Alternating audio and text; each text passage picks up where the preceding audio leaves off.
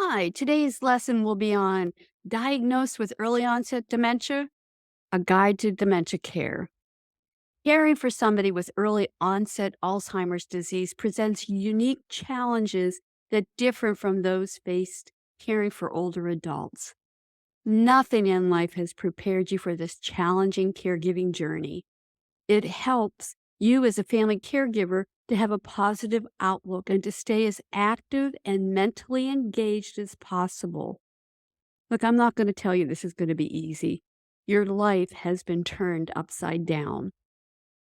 In addition to the changes in your loved one's thinking abilities, the challenges of remembering things or communicating with others due to dementia like symptoms will be challenging. People diagnosed with early onset Alzheimer may still have dependents at home, children and other family members who rely on them. They most likely have a job and are in their prime working years. Young onset Alzheimer's can affect far more than just a person's mental abilities. While the stigma and stereotypes surrounding the disease can be difficult to face, those who are diagnosed may experience losses in relationships with friends or family members. Many will experience decreased thinking ability, memory problems, as well as the growing problem solving issues due to the reduced functioning. This diagnosis has real world implications that go far beyond mental impairment. The diagnosis of early onset Alzheimer will potentially result in lost financial support. After your family member received a diagnosis of dementia, they will need help navigating their diagnosis. So, if you are a family caregiver, you and your loved one are going to have to face dealing with some major financial commitments like your mortgage payments and college loans. All these issues will require special consideration when providing care. Supporting these areas is crucial when it comes to attending to both physical health needs and emotional well being during an already challenging time. A person with newly diagnosed early onset Alzheimer's disease may also have early symptoms that include mood swings and changes in behavior and personality. All these affect family, social life, and work activities. So, if you're a spousal caregiver, you're going to face a change in your relationship. After a diagnosis of early onset Alzheimer's, spouses or partners feel a sense of loss and loneliness. Many spouses fear they face the possibility of spending many years without an active partner. They are now faced with their partner in life becoming a caregiver to them. There are spouses that are taking care of someone with early onset Alzheimer's are losing their lover, their support, and for many, their friend. They are now faced with loss of their partner in life, and they are going to become their caregiver. This change in status further complicates the relationship. So let's talk about the everyday activities when you're caring for a family member with early onset Alzheimer's disease. As you start on your caregiving journey, you're going to need to have support of your family member in different ways as they try to navigate all the challenges that come with everyday life. They will have challenges from remembering names of familiar people. They will have memory loss and they will need help in making and keeping appointments. Over time, they're going to need help in taking care of basic hygiene needs to managing the finances. Early onset Alzheimer can bring about various legal issues that may need to be addressed quickly. That's why it's important for both you and your loved one, after you receive an accurate diagnosis, to meet with an attorney as soon as possible. You need to plan for the future. An elder care attorney is what you need to start to plan for the future. This includes creating a power of attorney. This document grants those designated by your family member, such as yourself, the right to responsibly make financial, property and personal care decisions on behalf of their loved one with the diagnosis of dementia as they move forward. This is also a time to discuss end of life issues while in the early stages of this terrible disease. Trust me, I know this is never an easy topic, but it's so important to discuss these issues before the family member that is diagnosed with early onset begins to decline cognitively. You want to make sure you know what care and interventions they want as the disease progresses. I always recommend fivewishes.org for an advance directive. This takes a holistic approach to end of life issues, and it asks you questions that will provoke conversations and thoughts on end of life issues that many of you are not even aware of. I always recommend that these important papers be done for anyone over the age of 18. Of course, most people wait until they're forced into making these difficult decisions and under undue stress. An elder care attorney will also help you with any legally binding documents that are needed to be put in place. They can also help you with information on financial matters and offer advice. And if you need to spend down assets to qualify for Medicaid, they will tell you how to do that. And I'd like to address talking with the employer. In the early stages, symptoms may be just mild cognitive impairment. Simply put, that means they can continue with their regular duties of daily life, but they may just need a little bit of help with some things. As dementia symptoms, such as thinking skills, begin to deteriorate, your loved one's ability to perform the tasks at work are going to decline. So, as your loved one faces limitations at work, don't wait until their performance in the job is impacted. Take initiative and speak with the employer. Ask if there are options that could help your loved one to keep doing what they do best. Talk to the employer about switching positions if necessary. It's important to know that benefits are available to support this change of pace.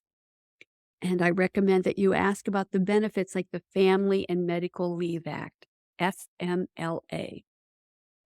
Under this law, a person is allowed to stay up to 12 weeks of unpaid leave every year for medical and family reasons. Of course, there are different eligibility requirements depending on the company. And then there's the Consolidated Omnibus Budget Reconciliation Act of 1985. We all know this as COBRA, COBRA. This federal law allows certain people to keep their health insurance coverage for 18, 29, or 36 months after leaving a job. So talk to your health insurer to see how long your loved one may be covered. I do want you to know that many times the person with early onset Alzheimer's disease may often lose their jobs before they even get a diagnosis. Because of their young age, they may face stigmas and stereotypes. Even after a diagnosis, due to their young age, people with young onset Alzheimer's may find that others do not believe they have the disease or question the diagnosis. So if your loved one has been diagnosed with early onset Alzheimer's, they may be eligible to receive Social Security Disability Insurance, DI, under the Compassionate Care Exceptions Act. Your doctor can help you fill out the paperwork. And this is so important because it can help ease the financial strain. It's not going to be enough, but something is better than nothing. Your family member with early onset disease may also qualify for Social Security, supplemental Social Security income called SSI. Furthermore, after receiving Social Security disability income for at least 24 months, Medicare is also an option. This will help you because as the mental function of your loved one declines, they may have challenging behaviors that will warrant frequent admissions to the hospital for infections or behavioral health units to address the challenging and impulsive behaviors. I want to talk about the challenges in changing family dynamics. A diagnosis of early onset Alzheimer's can be daunting. It brings feelings of loneliness to so many. Couples facing this illness together are going to be challenged in ways they never expected. If you have the type of relationship and can talk about what kind of help you need from each other, that's great. Communicate about the changes you are observing in your family member. They need to be able to tell you what they are experiencing. And I encourage all my family members, don't be afraid to ask for help.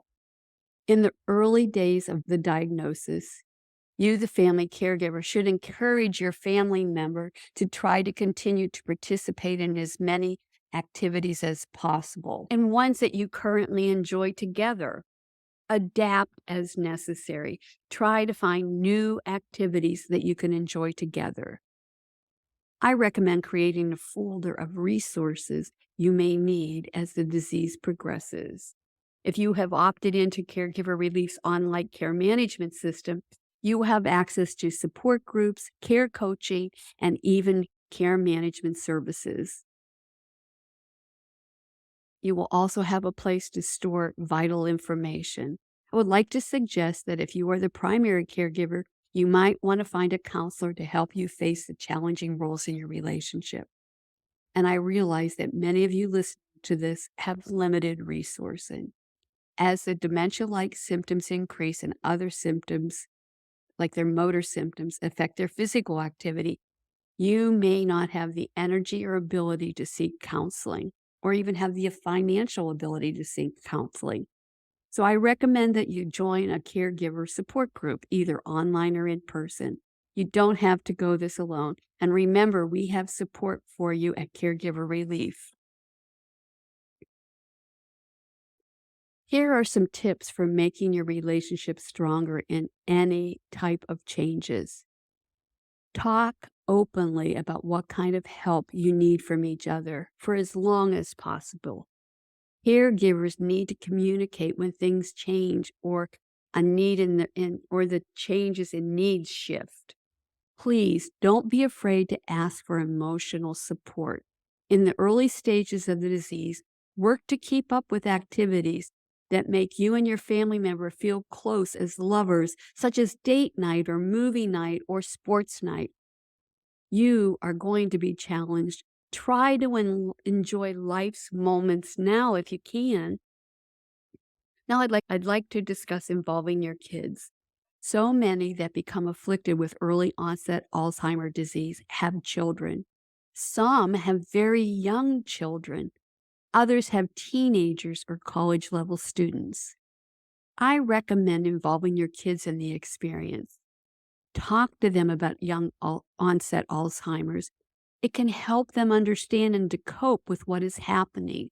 And if possible, include the kids in some of your counseling sessions. Inform the school counselor and school social worker of what the home situation is. Create quality time together through shared activities, open communication, and a support system to lend an ear as needed. Help your family member diagnosed with early onset Alzheimer's disease share personal reflections, such as written stories or audio recordings. Do this early on. These could provide moments for them later on, or at least for your family members. Don't try to shield the kids from what is happening. Share your fears, your thoughts, and your concerns, and even your grief with them. There are many age-appropriate books on grief and loss, and even on early onset dementia for every age group. These books can help to open the line of communication and help your children deal with their own grief. And they will have grief. It's called anticipatory grief. Now, I want to address financial issues you may face. Are you feeling overwhelmed by financial issues? People with young onset Alzheimer's often face considerable challenges when it comes to money. In addition, spouses or partners may have given up employment in order to provide full time caregiving responsibility, resulting in even more financial challenges.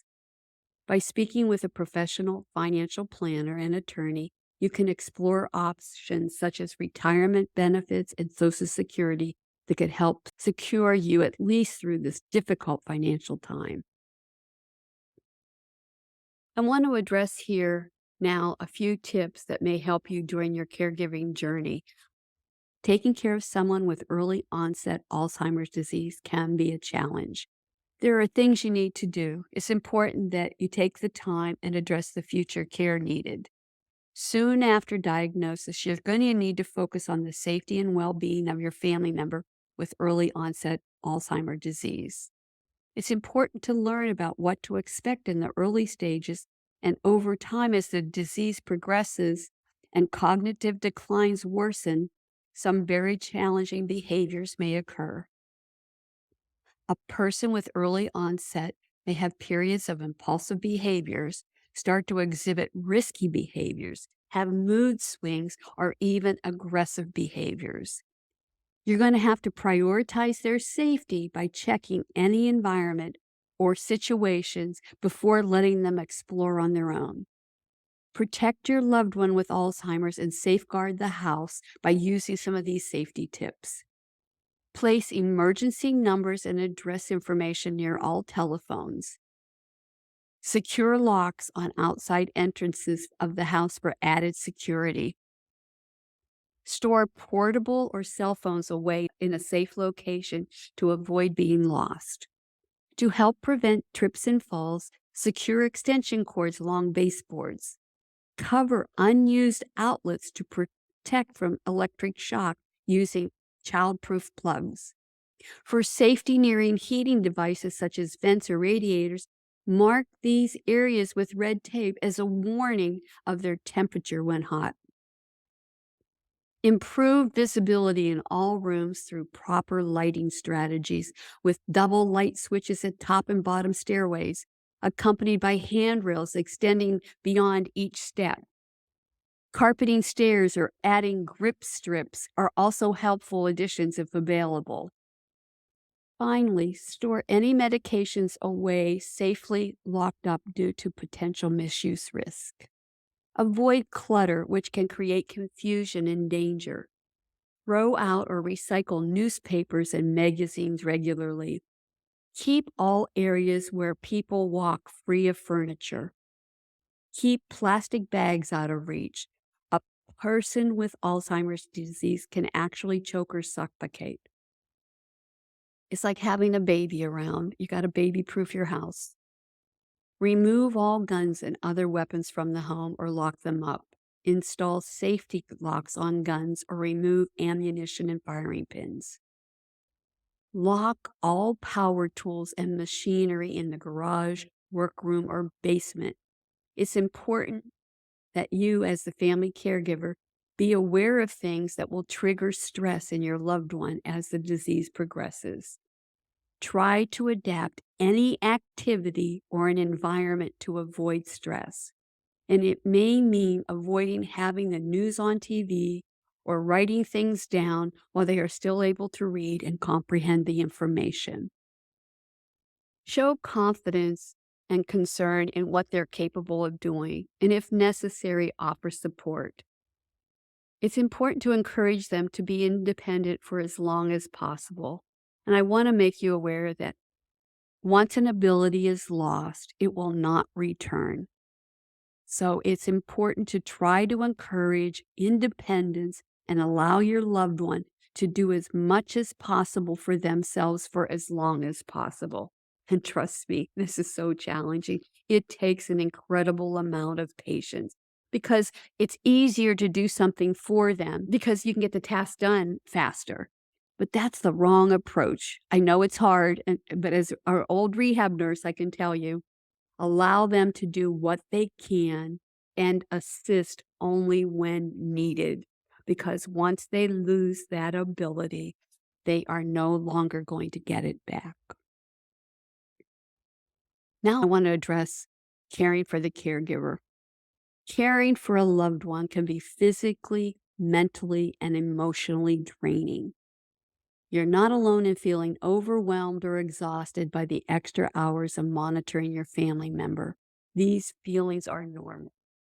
As hard as it is, remember to take time for yourself so you don't allow stress levels to become too high.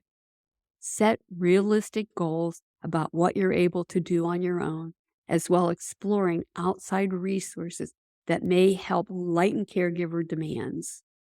This is a tough one for many caregivers, but you need to learn to say no because it's okay when it comes to taking on activities outside your comfort level at the present time. Saying no's hard, but you just need to do it. Knowledge is power. Stay informed about early onset dementia and be prepared for any life changes ahead. Don't go through this journey alone. Have meaningful conversations with loved ones or reach out to a supportive caregiver group if needed. Hey, we at Caregiver Relief, with our online care management system, have support groups. We have caregiving coaching and we have care management services available to you. Lastly, regular exercise can do wonders in terms of relieving stress. Move your body and don't forget to take care of yourself because you are the most important part of the caregiving equation. Without you, it all falls apart. Today's lesson has been brought to you by caregiverrelief.com. Thank you for watching. Don't forget to hit that subscribe button and ring the notification bell so you never miss an episode of Caregiver Relief. If you have any thoughts, ideas, or suggestions for future videos, topics you'd like us to cover, or even improvements you'd like to see on the channel, drop them in the comments below.